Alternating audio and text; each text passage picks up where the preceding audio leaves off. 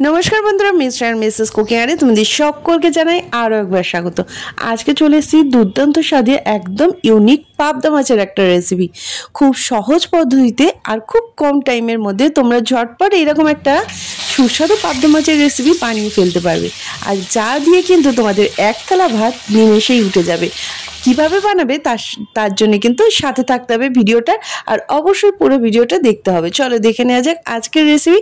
যদি ভালো লেগে থাকে তাহলে অবশ্যই লাইক করে দিও, নতুন যারা বন্ধু আছে তারা অবশ্যই চ্যানেলটা সাবস্ক্রাইব করে নিও।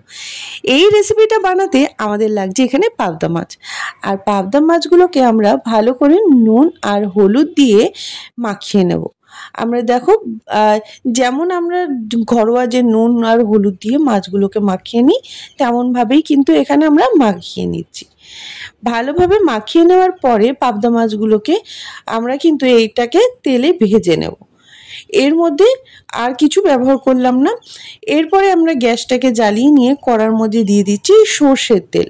সর্ষের তেলটা খুব ভালো করে কিন্তু গরম হতে দিতে হবে, তা না হলে মাছগুলো ছাড়লে মাছগুলো একদম আটকে যাবে। ভালোভাবে গরম হয়ে যাওয়ার পরে আমরা পাবদা মাছটাকে দিয়ে দিচ্ছি। আমরা এখানে অল্প অল্প করে ভেজে নেব। তিনটে দিয়ে দিয়েছি। এই তিনটে করে আমরা প্রত্যেকটা পাবদা মাছ একদম লালচে করে ভেজে নেব। দেখো একটা পিঠ কিন্তু খুব ভালো করে লালচে হয়ে গেছে, উল্টে দিয়েছিলাম। এইভাবে দুটো পিঠ আমরা রেডি করে নিয়ে পাবদা মাছগুলোকে একটা প্লেটে তুলে নিচ্ছি। এরপরে আবারও কড়ার মধ্যে আমরা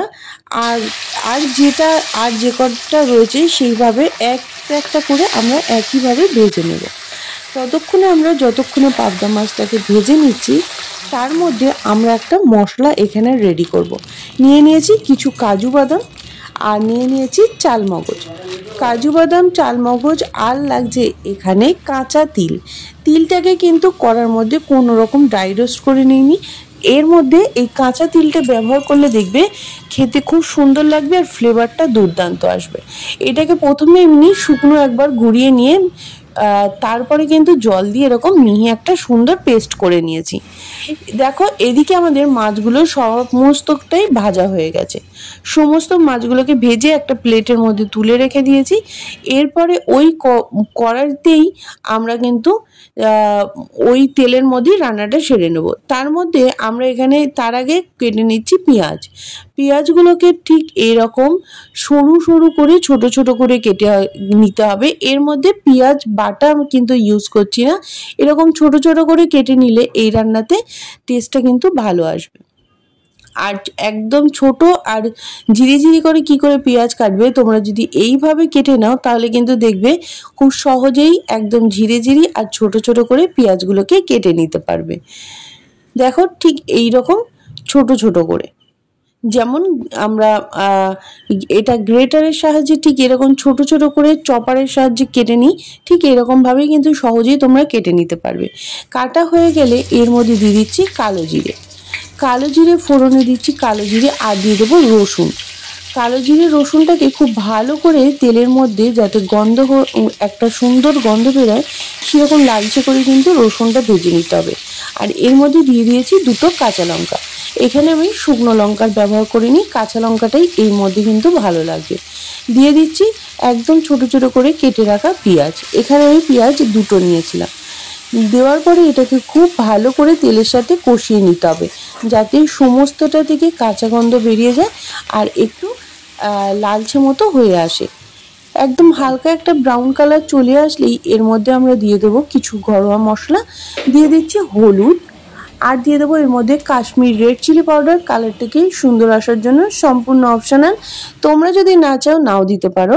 দিয়ে দিলাম ধনে গুঁড়ো, দিয়ে দিচ্ছি এর মধ্যে জিরে গুঁড়ো। সমস্তটাই দিয়ে দেওয়ার পরে এরপরে এটাকে আমরা ভালোভাবে কিন্তু মিশিয়ে নেব। আর জিরে আর ধনেটা কিন্তু আমরা শুকনো খোলায় একটু নেড়ে নিয়ে তারপরে গুঁড়ো করে নিয়েছিলাম। এরপরে আমরা এর মধ্যে দিয়ে দিলাম সামান্য পরিমাণে নুন। স্বাদ মতো নুনটাকে দিয়ে দেওয়ার পরে এটাকে ভালো করে মশলাটার সাথে আমরা এই তেলের সাথে মশলাগুলোকে কষিয়ে নিচ্ছি। এরপরে দিয়ে দিলাম আদা, 1 চামচ মতো আদা এখানে আমরা দিয়ে দিয়েছি। আদাটাকে দিয়ে দেওয়ার পরে ভালো করে এখানে মিশিয়ে নিয়ে আমরা এর মধ্যে ঢেলে দেব যে কাজু বাদাম তিল যে পেস্টটাকে আমরা বানিয়ে নিয়েছিলাম সেইটাকে আগে এর মধ্যে ঢেলে নেব। ঢেলে নিয়ে এটাকে আমরা ভালো করে একটু মিশিয়ে নিচ্ছি, যাতে এই মশলাটার সাথে এইটা ভালো করে কষিয়ে নিতে হবে। ঢাকাটা দিয়ে দিলাম, যেহেতু কাজু আর তিলটা রয়েছে যাতে না ছিটকায় তার জন্য ঢাকা দিয়ে দিলাম। দেখো উপরে একদম তেল ভেসে উঠেছে। যখনই মশলাটা ঠিক এইরকমভাবে হয়ে যাবে তাহলে জানবে এই মশলাটা খুব ভালো করে আমরা কষিয়ে নিয়েছি। এরপরে দিয়ে দিচ্ছি টক দই। একদম খুব ভালো করে আমরা টক দইটাকে ফেটিয়ে নিয়েছি। নেওয়ার পরে গ্যাসের আঁচটাকে একদম লোতে করে দিয়েছি। টক দইটা দেওয়ার সময় গ্যাসটাকে কখনোই জোরে দেবেন না, তাহলে টক দইটা ফেটে যাবে। টক দইটাকে দিয়ে এটাকে ভালো করে আমরা মিশিয়ে দিচ্ছি একদম লো আঁচে রেখে। কিছুক্ষণ মেশানোর পরে তারপরে কিন্তু আঁচটাকে মিডিয়াম করে আমরা কিন্তু টক দইটা রেডি করে নেব। দেখো টক দইটাকে কিন্তু খুব ভালো করে আমরা এখানে মিশিয়ে দিচ্ছি, যাতে টক দইটা খুব ভালো করে মিশে যায়। দেখো দই থেকে খুব ভালো করে তেল ছাড়তে আরম্ভ করে দিয়েছে। আর এরপরে এটাকে আবারও একটু ভালো করে কষিয়ে নিতে হবে। নেওয়ার পরে এর মধ্যে জল দিয়ে আবারও এটাকে ভালো করে ফুটিয়ে দিচ্ছি। ফুটিয়ে নেওয়ার পরে দেখতেই পাচ্ছ যেমন সুন্দর একটা কালার চলে এসছে। এর মধ্যে দিয়ে দিচ্ছি স্বাদ মতো চিনি। তোমরা এর মধ্যে স্বাদ মতো একটু চিনি ব্যবহার করতে পারো, যেহেতু টক দইটা পুরোটা ব্যবহার করা হয়েছে, চিনিটা ব্যবহার করলে ভালো লাগবে।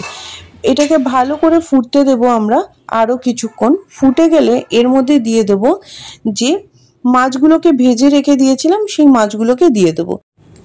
মাছগুলোকে এর ঝোলের মধ্যে আমরা এখানে একসাথে দিয়ে এটাকে ভালো করে ফুটিয়ে নেব। আর গ্রেভির পরিমাণটা আমি এখানে বেশি রাখিনি। তোমরা যদি মনে করো তাহলে এর মধ্যে গ্রেভির পরিমাণটা বেশি করে রাখতে পারো। এখানে কিন্তু আমি বেশি একদমই গ্রেভির পরিমাণটা রাখিনি, একটু মাখা মাখা রেখেছি। দিয়ে দিচ্ছি এর মধ্যে কাঁচা লঙ্কা। কাঁচা লঙ্কাটাকে দেওয়ার পরে এটাকে ভালো করে আমরা খুব ঝোলটাকে ফুটিয়ে নেব। আর দিয়ে দিচ্ছি গরম মশলার গুঁড়ো। গরম মশলার গুঁড়োটা সবার শেষে দিয়ে এটাকে কিছুক্ষণের জন্য 2 থেকে 3 মিনিট ভালো করে ঝোলটাকে ফুটিয়ে নিয়ে আমরা গ্যাসটাকে অফ করে দেব। দেখো খুব ভালো করে কিন্তু গ্রেভিটা হয়ে গেছে, আর গ্রেভিটা থেকে সুন্দর করে কিন্তু তেলও ছেড়ে দিয়েছে। এই রান্নাটা বানানো একদম ঝামেলা ছাড়াই চটপট তোমরা বানিয়ে ফেলতে পারবে। পাবদা মাছের এত সুন্দর একটা দারুণ রেসিপি। এরপরে দেখো আমরা এটাকে একদম রেডি হয়ে গেছে, আমরা একটা প্লেটের মধ্যে নিয়ে নিচ্ছি। সমস্ত মাছগুলোকেই আমরা এখানে একটা প্লেটের মধ্যে নিয়ে নিচ্ছি।